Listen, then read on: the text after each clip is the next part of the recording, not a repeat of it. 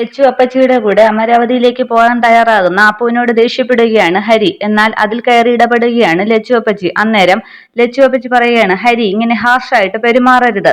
നിനക്ക് കുറച്ച് സമാധാനത്തോടു കൂടി സംസാരിച്ചുകൂടെ? ലച്ചു അപ്പച്ചിയുടെ ഈ സംസാരത്തിൽ ദേഷ്യപ്പെട്ട് ഹരി പറയുകയാണ്, എന്റെ ഭാര്യയോട് എങ്ങനെയാണ് സംസാരിക്കേണ്ടതെന്ന് ഞാനാണ് തീരുമാനിക്കുന്നത്. അതിൽ ആരുടെയും ക്ലാസും ഉപദേശവും ഒന്നും വേണ്ട. ഹരിയുടെ ഈ സംസാരത്തിൽ ദേഷ്യപ്പെട്ടു പോവുകയാണ് അപ്പച്ചി. പിന്നീട് അപ്പുവിനോട് ഹരി പറയുകയാണ്, നിനക്ക് പോകണമെങ്കിൽ പോകാം, ഞാൻ എതിർക്കില്ല. പക്ഷേ പിന്നീട് ഞാൻ ഒരിക്കലും അങ്ങോട്ടത്തേക്ക് വരില്ല. പിന്നീട് ഹരിയോട് സംസാരിക്കുന്ന അഞ്ജലിയാണ് കാണിക്കുന്നത്. അഞ്ജലി പറയാണ്, കുറെ നിയന്ത്രിച്ചതാണ് ഹരിയേട്ട, നിയന്ത്രിക്കാൻ പറ്റാതെ പറഞ്ഞു പോയതാണ്. ഇപ്പൊ തോന്നുന്നു ഞാൻ അങ്ങനെ പ്രതികരിച്ചതാണ് പ്രശ്നമായി പോയതെന്ന്.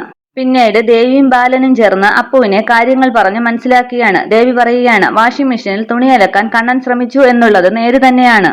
പക്ഷേ നിന്റെ അപ്പച്ചി അത് ഇഷ്ടപ്പെടാതെ കണ്ണന്റെ ഡ്രസ്സുകൾ വാഷിംഗ് മെഷീനിൽ നിന്നെടുത്ത് നിലത്തെറിഞ്ഞു. ഒരാളെ വെറുതെ അപമാനിക്കുകയും വഴക്കുണ്ടാക്കുകയും ചെയ്യുന്നവളാണോ അഞ്ജു? നീ പറ എന്ന് പറയുകയാണ് ദേവി. പിന്നീട് ബാലൻ അപ്പുവിനോട് പറയുകയാണ്, പോകണമോ വേണ്ടയോ എന്ന് തീരുമാനിക്കേണ്ടത് നീ തന്നെയാണ്.